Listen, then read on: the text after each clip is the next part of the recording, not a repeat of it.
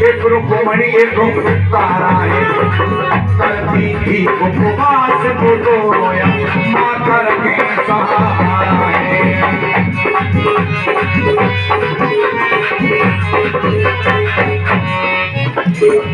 एकादशी के व्रत में भूल से माँ खाए रुक्मणी गई। बड़ी बहन छोटी बहना पर वो सगन खामोश हो गई। मछली के बने पकौड़े लिए उनको ग्रहण तूने कर्म किया है, ऐसा श्राप देती हूँ तो अगले जन्म में मांस के टुकड़े खाती। गुस्सा में आकर के क्या श्राप दिया भैया? अरे बड़ी बहन ने और छोटी बहन को अरे छिपकली बने नो श्राप दिया और तूने मांस खाए करके एकादश व्रत में पाप किया।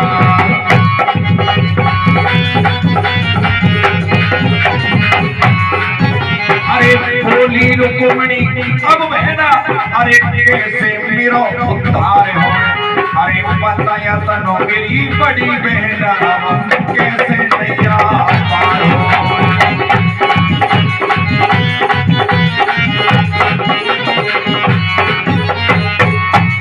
पगली होने का श्राप दिया, वो खड़ी खड़ी रोने लगी, कांपने लगी। क्यों? तारा का श्राप नहीं टल सकता, लेकिन बहन का श्राप का जो स्रोतार है मुझसे पाप हुआ है, लेकिन इतना उपकार कर दे जब छिपकली की योनि में जाऊं और फिर श्राप से मेरी मुक्ति कैसे होगी? जब रोने लगी तो तारा को दया आ गई और बोली सुन, पर स्वार्थ के कारण अपनी त्याग तू देना नहीं। हे पति उपाय तेरा जन्म सफल कर देना।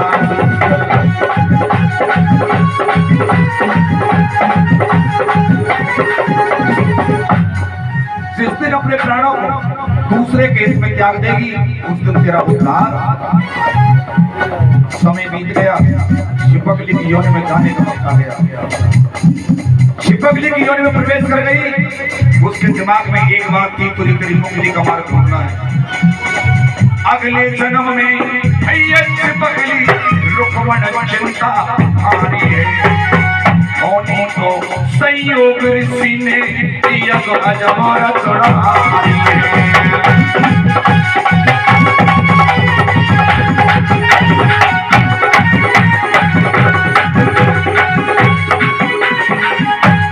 हुआ क्या? जब वो रुक्मणी छिपकली की योनि में प्रवेश कर गई और मुक्ति का मार्ग ढूंढ रही है, संयोग बना ऋषि मुनियों ने विशाल यज्ञ का आह्वान कर दिया। 33 कोट देवता बुलाए, लेकिन भूल हो गई, दुर्वासा ऋषि को निमंत्रण नहीं दे पाए। ऋषि मुनि कई देवता सारे ही बुलवाए। हे नाराज ऋषि दुर्वासा वो वहां पे नहीं आया। वो छिपकली मुक्ति का मार्ग ढूंढती पहुंच गई जहां ऋषि मुनियों का भंडारे का प्रसाद बन रहा था। इधर वो दुर्वासा ऋषि इतना क्रोधित हो गया कि ऋषि मुनियों मैं तुम्हारा सर्वनाश कर दूंगा क्योंकि तुमने मेरा अपमान किया। सबसे क्रोधित थे ऋषि दुर्वासा। क्यों? वो भोलेनाथ के अवतारी। आज दुर्वासा ऋषि एक बाज का रूप रख लेता है और बदला लेने की खातिर जब भंडारे का प्रसाद मंडराने लगता है और वो छिपकली एक दीवार पर जाकर के बैठ गई। संयोग जो बना, दुर्वासा ऋषि एक मरा हुआ सर्प लेकर ऊपर मंडराया जहां और प्रसाद खीर को और बाज झपट्टा मारे गए। मरो सर्प पंजे में लायो पाई खीर में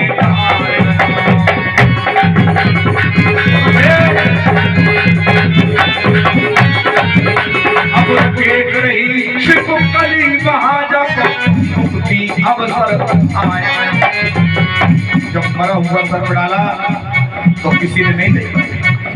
जो छिपकली बैठी थी उसने देख लिया इसने बहुत बुरा किया है, ये ऋषि मुनि खाएंगे जब कितने लोग मारे। बहन की बात याद आ गई, प्राणों को त्याग दे और उनकी जान।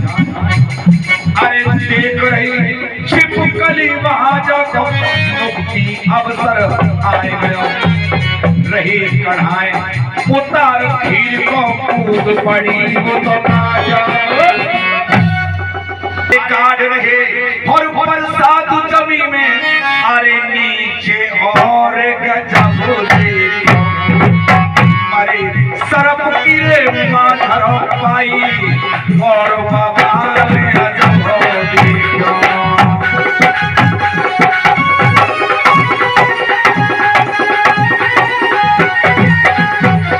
अरे बोले समझ तो छिपकली ये चक्कर होनी को दे दियो आशीर्वाद जन्म को मेरे भगवान ये गोपाल तेरी ये लीला कहीं पे जाए न जानी रे मेरी प्राचीन। अरे कहानी और कहानी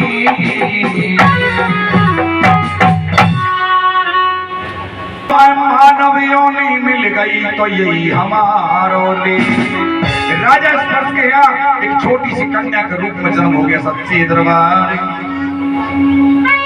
और अजब वाला वो तो उठा भी मत पाई।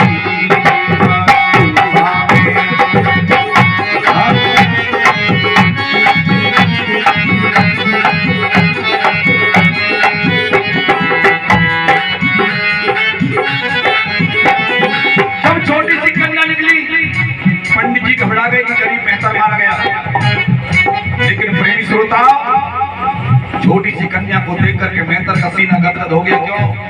वो निपुत्री था, उसके पास कोई संतान नहीं थी। वाह प्रभु, आज तक सुना था कि तू सब तेरी नजर सब पे है, लेकिन आज साबित कर दिया तेरी हर व्यक्ति पर नजर है, क्योंकि तूने हमारे बुढ़ापे का सारा भेज दिया। इसके सारे से हमारा बुढ़ापा। पंडित जी कह रहे भैया तू गरीब मेहतर है, ये बेटी तेरे हिस्से में आई है।